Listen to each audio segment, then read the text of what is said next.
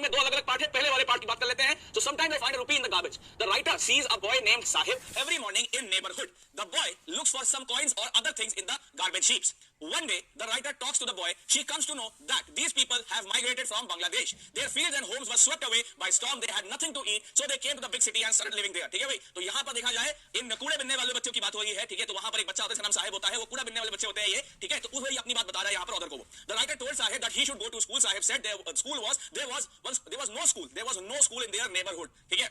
At this, the writer said half jokingly, if I start a school, will you come? Sahib said that he would, but the writer had to feel small when a few days later Sahib asked her, is your school ready? And in fact, the writer had never meant it. तो साहिब से भैया वो पूछती हैं जो लेखिका है कि अरे तुम स्कूल काहे नहीं जाते हो तुम लोग? ऐसे सब नंगे पुंगे घूमते रहते हो, स्कूल जाया करो चुपचाप. तो वो कहती है, वो बच्चा कहता है, साहब कहता है कि भाई मैं स्कूल कहाँ जाऊँ? स्कूल है ही नहीं. स्कूल होगा तब तो जाएंगे ना. तो अब यहाँ पर देखा जाए तो फिर वो कहती है, अच्छा अगर मैं स्कूल ओपन करूंगी तो तुम आओगे स्कूल में? तो कहता है जरूर. तो अब देखा जाए उसने तो मजाक में कहा था और कुछ दिनों बाद लेकिन भाई साहिब हो गया सीरियस. साहिब ने कुछ दिनों बाद पूछ लिया कि आपका स्कूल अब तैयार है. अब भाई जाहिर सी बात है उसका तो ज्यादा था ही नहीं स्कूल के लिए और इसीलिए ऑर्डर को अब यहाँ बुरा लगता है भाई. चलो भाई अब आगे देखते हैं, नेक्स्ट वन समझते हैं. Okay, there were a number of rag pickers of like Sahib. In a few months, the writer came to recognize each one of them. They were all barefoot boys. With some people, it is a tradition to go barefoot. Perhaps they use it as an excuse to conceal their poverty. अब देखा जाए कुछ दिनों के बाद यहाँ पर order को जितने भी ये सब ऐसे नंगे पुंगे टाइप जो है जो अल्टीमेटली कूड़ा बिनने वाले बच्चे घूम रहे थे वहाँ पर सबके बारे में वो जान जाती है. सब ऐसे नंगे पैर घूम रहे होते हैं. तो अब देखा जाए फिर वो उनके मन में क्वेश्चन भी आता है यार ये बेचारे ऐसे इतने मतलब भाई देखो गर्मी आ रही है. देखो दोस्तों वैसे यहाँ पर मैं एक बहुत इंपॉर्टेंट बताना चाहूंगा. गर्मी आ रही है आपके घर में अगर कोई भी शूट फूटवेयर मतलब कोई भी तरीके का फुटवेयर हो, शूज हो, चप्पल हो जो कि पुराने हो गए आप यूज नहीं कर सकते हो या यूज नहीं करते हो तो भाई अपने आसपास के गरीबों में बांट दो क्योंकि बेचारे वो भी उनके पैर में छाले हो जाएंगे गर्मियों के थोड़ा सा उनको भी हेल्प कर दो. तो वही पॉइंट यहाँ पर भी है. तो यहाँ पर जितने भी बेचारे गरीब के बच्चे थे सब देखा जाए कूड़े बिनने बच्चे थे तो ये सब खाली पैर ही घूमते थे. और जब भी वो अपने माता पिता से पूछते होंगे कि हम लोग खाली पैर क्यों रहते हैं तो उनके माता पिता यही कहते हैं बेटा ये हमारा रिवाज है, ट्रेडिशन है हमारा कि हम खाली पैर घूमें, है ना भाई. तो खैर हालांकि ये बहाना है जिससे कि वो अपनी गरीबी छुपा सके. So the writer comes to know that all these barefoot rag pickers live in Sima, which is on the periphery of Delhi. When she goes there, she finds that these people came from Bangladesh in 1971 and started living here in search of food. There are about 10,000 of them. They live in structures of mud roof of tarpaulin. They live here without any facility of the sewage, drainage or running water. तो देखा जाए ultimately ये जो कूड़े बिनने जो परिवार थे ये 1971 में देखा जाए बांग्लादेश से भाग के आए थे यहाँ पर. दिल्ली का जो बाहरी इलाका हुआ था उस जमाने में सीमापुरी, अब तो उतना बाहरी रहा नहीं, दिल्ली काफी फंड टाइम पर, लेकिन सीमापुरी में अब भी आपको देखा जाए बहुत सारे कूड़ा बिनने वाले परिवार मिल जाएंगे और वो यहाँ पर रहते हैं कच्ची छतों के साथ, है ना. 10 घर के आसपास तब आए थे, अब तो और बढ़ गए हैं. ऑलराइट चलो. So Sahib tells the writer that sometimes he finds a rupee or even a 10 rupee note in the garbage. Thus for children, garbage becomes something rubbed in wonder. So for the elder, it is means of survival. तो इसी में साहिब कहता है कि कूड़े बिनने के time पर कई बार ऐसा होता है कि उसको कुछ फटे रुपए मिल जाते हैं या फिर कुछ रुपए के सिक्के वगैरह मिल जाते हैं और ये उनके लिए इसीलिए उनके लिए कूड़ा जो है वो खजाने से कम नहीं है. ठीक है भाई. तो बताओ पहला जो स्टोरी है sometimes I find a rupee in a garbage, ये आपको क्लियर हो गया? बताओ साहब. The writer once meets a boy named Mukesh. ठीक है. So the boy lives in Firozabad and belongs to a family of bangle makers. Mukesh says that he does not want to go into the family profession. He has decided to become a motor mechanic. तो भैया अब ऐसा है ये मुकेश जो है ये है फिरोजाबाद से. फिरोजाबाद में हर दूसरा परिवार चूड़ी बनाने के कारोबार में लगा हुआ है लेकिन मुकेश की ऐसी इच्छा नहीं है. मुकेश मैकेनिक बनना चाहता है, चूड़ी बनाने वाले कारोबार में वो लगना नहीं चाहता है. ठीक है भाई. Okay. Every other family in Firozabad is engaged in making bangles. It is the center of India's glass blowing industry. Families here have spent generations in making bangles. So Firozabad देखा जाए ऐसी जगह है जहां पर पुश्ते जो है चूड़ियां बनाती रहती है और देखा जाए शीशे का जो कारोबार है मतलब मिरर वाला शीशे, दूसरा शीशा नहीं, समझे. हाँ, जो चूड़ी वाला शीशा होता है उसका जो कारोबार है वो बहुत ज्यादा फलता फूलता है फिरोजाबाद में. अच्छा भाई अंशुल ठाकुर फिरोजाबाद से बहुत बढ़िया. और भी कोई है क्या फिरोजाबाद से?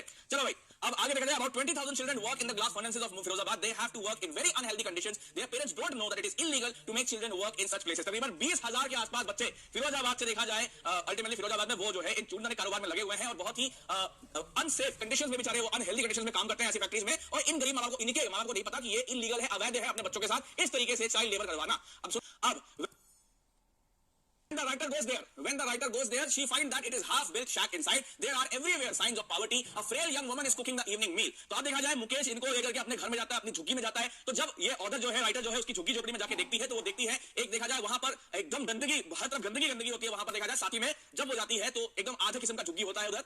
वो साफ लगता है कि हर गरीबी दरिद्रता लगता है वहां पर. ठीक है. और एक बहुत ही कमजोर सी महिला जो है खाना बना रही होती है शाम के लिए.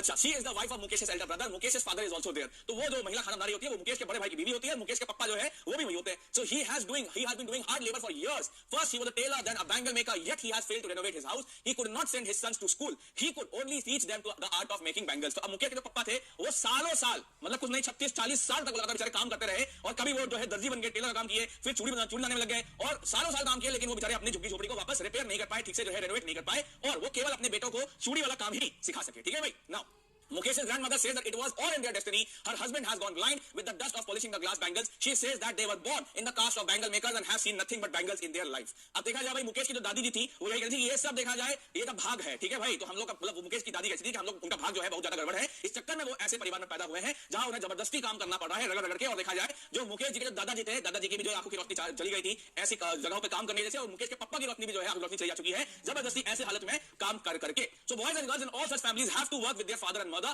They have to work in dark apartments. Their eyes are more adjusted to the dark than to the light outside. Thus they lose their eyesight even before they become adult. ठीक है, तो अब यही है कि ऐसे मतलब एकदम अंधेरे अंधेरे वाले डिंगियों में लोगों को काम करना होता है जो है मतलब एकदम गर्मी के भट्टों में, और इसलिए हर तरीके से ये अनहेल्दी कंडीशंस है। तो जो लड़का लड़की अपने माँ बाप के साथ से काम करते हैं जबरदस्ती, उन सभी को बहुत बड़ा खतरा होता है, लेकिन पेट पालने के लिए बेचारे ये सब करते हैं। मैं आपको बताता हूं प्रैक्टिकल एग्जांपल। देखो एनसीआर में हमारा ऑफिस है, ठीक है। अब एनसीआर में ऑफिस है मतलब पेट पालने के लिए इंसान क्या क्या नहीं करता है, मैं बस ये बता रहा हूं आपको। अब वहां पर कोई मैडम थी, वो चौराहे के बीच में खड़ी हुई है और क्या कर रही है, बेसिकली वहां पर पीछे बिल्डिंग बन रही है, उसका हाथ में पोस्टर लेके।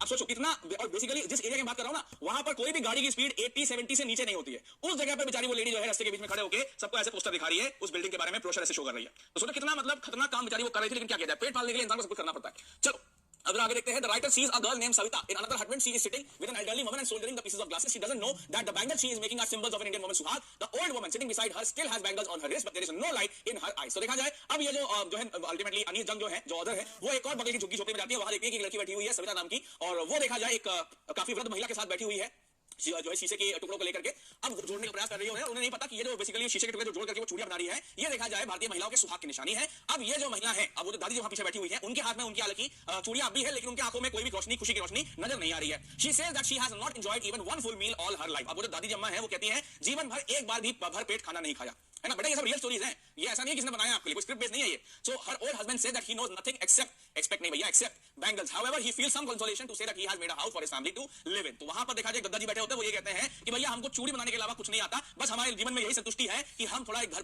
मतलब टूटा हुआ झुग्गी झोपड़ी बना पाए हैं अपने घर वालों के लिए, अपने परिवार वालों के लिए, वो रह सके वहां पर। The writer says that the cry of poverty rings in every house in Firozabad. These poor people are exploited by sahukas, policemen, middlemen, bureaucrats and politicians. They have come to accept their poverty explanation as something natural. तो भाई अनीस जंग यही कहती है फिरोजाबाद के जितने परिवार हैं हर प्रकार से हर जगह से गरीबी ही गरीबी है। और देखा जाए वो जो गवर्नमेंट एंटी नहीं है, जो गवर्नमेंट एंटी है वो कहती है ना ये सब मिलके हमें बुद्धू बना रहे हैं, ब्लैंक फेस बच्चे उनके बच्चे, बस वही बात है, वही हो रहा है यहाँ पर, समझे कि नहीं। तो फिरोजाबाद में वही हो रहा है कि साहूकार, पुलिस वाले, बिचौनी है, ब्यूरोक्रेट, पॉलिटिशियन सब मिलकर देखा जाए जबरदस्ती इन फिरोजाबाद के गरीब लोगों को जो है मिलकर जो है बुद्धू बना रहे हैं, समझे कि नहीं। चलो आ जाओ, तो अब लास्ट पॉइंट देखते हैं। Writer feels happy that Mukesh has decided to break away from this vicious circle and he had decided to go to garage and learn the job of motor mechanic, thus he will one day be his own master। तो भाई यहाँ पर writer को एक बात देख के खुशी होती है कि मुकेश लेकिन चूड़ियां नहीं बनाएगा, मुकेश जो है इंजन की चूड़ियां बनाएगा, शीशे की चूड़ियां नहीं बनाएगा, और इसीलिए देखा जाए वो काम भी सीख रहा है मैकेनिक वाला। ओके दोस्तों।